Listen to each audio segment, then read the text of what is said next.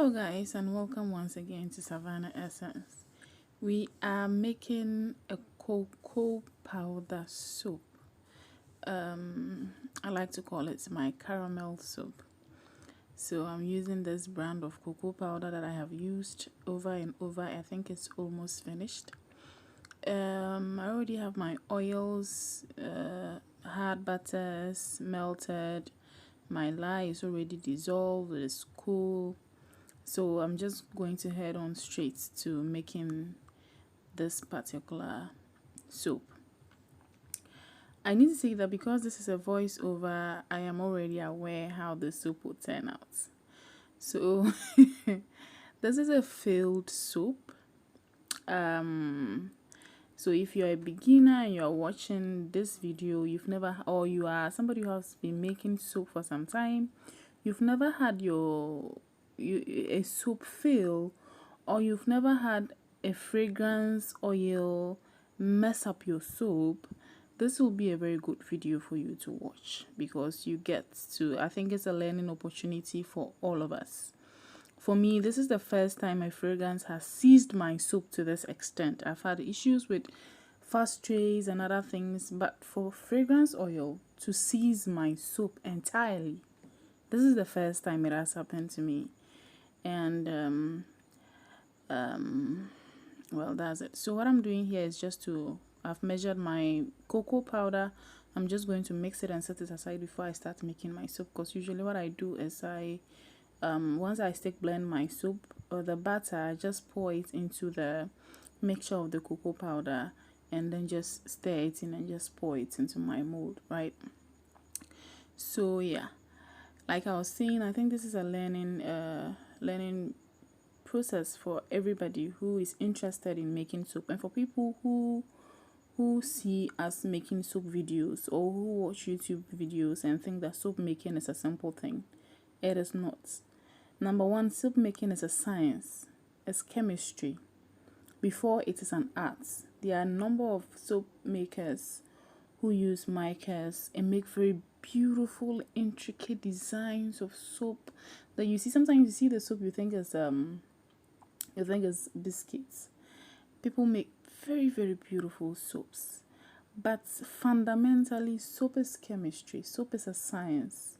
And if you don't understand the science of soap making, and you think that because you see people do it, you also want to do it, you might end up encountering a number of issues or a number of problems. If you are not like some of us, I happen to sell oils and butters here at Savannah Essence. So I have experimented with soap making for God knows how long. So I have the luxury to do that because I have the oils to do that. But if you have to continue to use money to buy oils and waste them, then you might have to perhaps rethink it.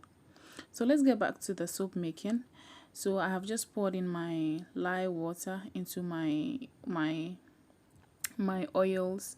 I added some salt into the lye water so that it just sets up the soap a bit more faster and make it a harder butter. I don't have a lot of hard butters, and there's no cocoa butter, there's no beeswax, it's just shea butter. So usually I add salt to it to make it a much more harder butter. So as you can see, this is a smooth butter, very light, easy going. You know, I had to actually stick blend it for some time before it looked like it had reached an emulsion. So you know, it was a smooth batter, easy going, no problem whatsoever, until I added a fragrance. So you can see it's fluid, it's light. I mean, it hasn't reached a trace yet, nothing. Yeah, so I've stick blended for some time just so it looks like it's reached a bit of a trace, or it looks like everything is well blended together. Then I add my fragrance oil. So I usually just measure my fragrance oil so that once I start shooting the video, I don't have to keep going back to the scale to do that. So these days, that's how I like to do it. I measure the fragrance into one of my containers and stick blend. So this is the fragrance that I have now poured in, and stick blending it, and you start to see immediately that it starts thickening up. Just look at the texture now. It starts thickening up quite fast. This is my first time. Look at it. I didn't know this because this is my first time I'm using this particular fragrance, and I had asked the seller, and she said that it doesn't, result into any fast release. So just look at it, and it just thickened up so fast. And I had issues with my camera. By the time I just put my camera back and I came back, look what happened. It ceased. It has become so hard. It's like a bowl of rice. Like, it's so thick. What are you going to do with this? You can't pour it into your mold. At this point, so this is what happened. Just by one fragrance, this is what fragrance can do to your soap. And even mixing it with my plastic soap making spatula was quite difficult. So I had to really, it won't even budge. Like, it became like mortar, like concrete. So hard. You've seen my soap videos on this channel. You know that this is usually not how it goes. So I had to go and pick the wooden soap spatula, so I will be able to kind of like mix it all together. But because of experience in soap making, and because I know that when this happens, because I know the chemistry of soap making, I know that it goes through a process, emulsion, then it gets to saponification, and then once it gets to that particular stage, there's a bit of a temperature rise. And so because I understand that, I'm able to take steps to ensure that I salvage this. So this particular soap is not dead and gone. I'm going to salvage this. And this is the fragrance I use. It's called Cocoa In. And it smells amazing. And once I just saw it, I knew that it will match perfectly with my cocoa soap. So all this while, I knew that's what I was going to use for the soap. So the lesson here is that when you have this happening, immediately look for, if you have an aluminium foil or you have this plastic foil, just use it to cover the top of the soap. Like I was saying, at this particular stage, what happens in the soap making process is that your soap batter starts to heat up. So you need the heat. You need to be able to concentrate the heat at one location. So in covering it, that's exactly what I am doing. I am covering it so that I'm able to contain the heat in the soap. That way, usually they call it a gel phase. It goes through a phase called a gel phase. So your soap starts becoming jelly-like at this point. So you can see the heat coming all up there. And then I'll just set it aside for some 2-3 minutes, and then it will soften so that I can now pour it into the soap batter. So just this soap, even feel like, okay, so you can see that's a gel. You see the middle is gelling up like that. So that's exactly what is going to happen in the pot. So once this happens, don't be scared. Don't rush into pouring. No, just pour it aside and set it aside and let it gel. Now, I have a wholesale order of 250 soaps for 2 different people. And the whole of today, I've had issues with my soap. This is a turmeric soap that I made. And the same issue with a fragrance oil from a different supplier. And it just spoiled the soap. Such that once I poured and I cut, it just... it's not easy. It's just broken into... You just get the turmeric parts coming off and leaving the rest of the soap. For those of you who have watched my turmeric soap, you know that I like to layer it. So I layer the normal butter, and then I add the turmeric powder into the butter, and then I layer it on top. And that's what is happening here. The layers have separated and it's broken into pieces. And this was a 200 gram, 2 kilo oil batch. I don't know what I'm going to do with this. So this is the Cocoa In fragrance that I used for my cocoa powder soap. It's one of the rare occasions that you buy a fragrance oil in Ghana that has cautions and everything. So I need to give props to this particular seller. You know, and I think that because I think she's a soap maker, because she's a soap maker, she understands that people need to know usage rates. You need to know that on leave-on products, this is the usage you need, on wash-off products, and I think it's amazing. She has caution, she has everything. I think it's called V Rose Essentials, and the lady who sells it is a soap maker, so she understands that. Unfortunately, my experience with this fragrance is not what she told me that it would happen.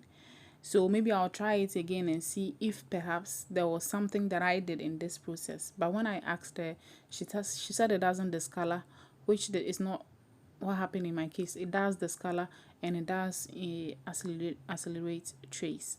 So like I was saying, we have reached a gel phase. So there's a little bit of a separation.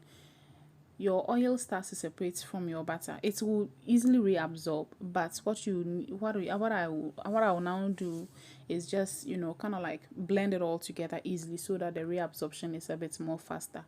And that's exactly what I do in this case. And you see, it's becoming very soft, such that you can pour it into your mold instead of the way it was. So if you're a beginner and this happens, do not pour it in your mold immediately. If you don't have an aluminum foil, you don't have a plastic foil, just get something, maybe a napkin or something, just cover the surface of the soap and let it sit for 3 minutes.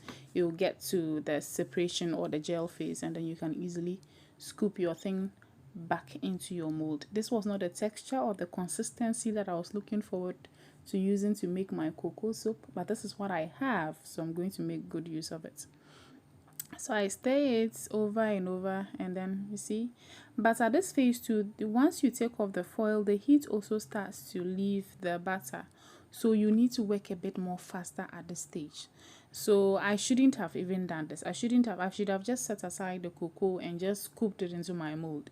But for some funny reason, I still wanted to take advantage of the fact that I wanted to make a cocoa soap at all, you know, at all cost. And so I still decided to mix the butter into the cocoa oil, and it's oil, so it's like I said, at this stage it reabsorbs, so the oil and the fragrance and everything will reabsorb into the butter, so there's no problem whatsoever in mixing it at this stage. It will reabsorb nicely. I've made hot process soap before. I make liquid soap. This is the process we do when we are making cold process liquid soap, so it's much more easier to you know, it's experience at this point that I know that I need to do this. So, you know, when you are learning how to make soap, contact people who actually know the science and the arts of soap making, so they can take you through the process properly and be able to troubleshoot when these things happen. The whole of this video I'm just going to be talking, because that's what this is a teaching video for me, and I know a lot of people who watch these videos are already pros, but for beginners and newbies, and I've actually had people asking me to teach them, so I'm guessing there are lots of beginners watching some of these videos. When this happens, just take your time and then go through it. So what I'm now going to do is just scoop it into the mold, and make sure I layer it well. I have to tap it well on the floor to ensure that every corner is filled with soap, and then, you know, I can now proceed to so this was, and I actually, you know, at this stage wanted to stop videoing so that I have to shoot another one, but I thought that this will be a lesson for myself and for a lot of people, and so it is critical to, you know, do this. And I also thought that it would also be a good opportunity to show it to the seller, so that in future she can add it to the caution part of the label that she has, just in case people. So like I said, I'll try it again on varied temperatures, you know, and then on different oils, just to be sure that it's not something that I did and it's actually from the fragrance. So the next time I'm trying, I'm going to ensure that I shoot a video for it as well, so that it's also a lesson for the seller to be able to sort of put it on the label, just for people who buy just to be cautious that it might accelerate trace, and so you take steps to. If I knew it will accelerate trace, I'm definitely going to be using it. I'm not going to be using it on a soap that needs color. I'll just use it on a, or maybe a plain soap. But I did not know, and so yeah, we are done, and what we are doing is we are now going to scoop it into the mold and then set it aside and let it thicken up quick, and then we have our rustic looking soap. Oh boy.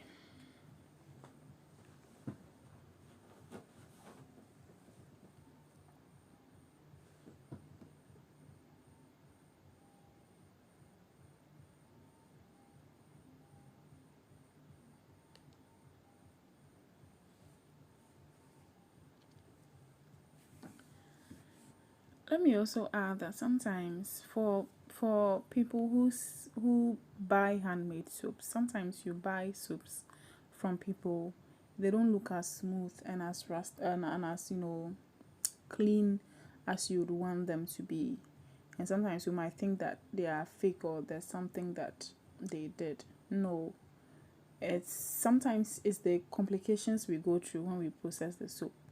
And like I said, some of us have the luxury to say that this is not a good look, I'm not going to sell it. Especially if it is a wholesale client who buys to also go and sell. You are not going to be there with that person to convince whoever he or she is selling it to that this is the process that you went through. For me, I can discount the soap and sell it, and I can explain it to clients that, oh, it's still perfect, all the ingredients are there, the fragrance that you need is there, it's just an art or something, you know, and I can still sell this. But sometimes people who do wholesale are not able to. So once you buy a soap from somebody who sells and it looks a bit rustic, a bit kind of like has a lot of edges, then you know that maybe there was a problem and it's not really, it doesn't affect the quality of the soap. So this is my unmolding day, and I'm now unmolding the soap. It was dry, so there are a lot of fallouts from it. But at this stage, it's a salvaged soap, so I hope that it's not as bad looking as so yeah. look how rustic it looks. Boy, I hope the fragrance was was something I can market as a male fragrance, but it is not. It is not. But the fragrance is actually nice. It smells nice, and it's perfect for soap like this. It's so perfect for a cocoa powder soap.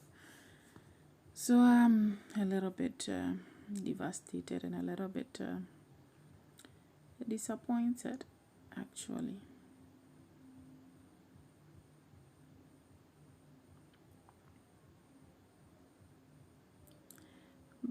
So this is how the cut looks. It's not bad. It is not. It's not bad, but it's not typically what I was going for. This is not what I was going for. So yeah, you can always salvage your soaps when that happens. You can always. So yeah, look at that. I actually think it's not bad. Okay, it is a bit bad. Well, it's just a little bit bad. It's not that bad. It's okay. It's okay. I can make it work. I can't sell it to a wholesaler, but I can make it work. I am sure I can make it work. Anywho, so this is our faulty cocoa powder soap. For those of you who she has the lady, I think the V Rose Essential, she has a number of fragrances that I've used that are okay, so it's just this one, and she was also quite nice. So for people who are into soap making, who are looking for, I think, fragrances, I don't know what the name is on Facebook or Instagram, but you can, I think you can Google Virus and maybe you can get your answers. So I hope we all took maybe a little bit of a lesson from this, something small just to accompany us in our soap making journey, in our formulation journeys. Always try to test your fragrances on smaller batches. For me, this is considered a small batch for me, so I don't really mind. But if you do not, you might want to do maybe 200 grams. Test it, be sure that it works fine in whichever recipe you'll be using, and then you can continue. So this is the final product. I actually don't think it's bad. I think it's okay. I guess you turning lemons into lemonade is what we did here. So thank you very much for staying tuned and for watching our videos. Like I said, I hope you learned something. Please subscribe, like, and share our videos, and purchase some of our products.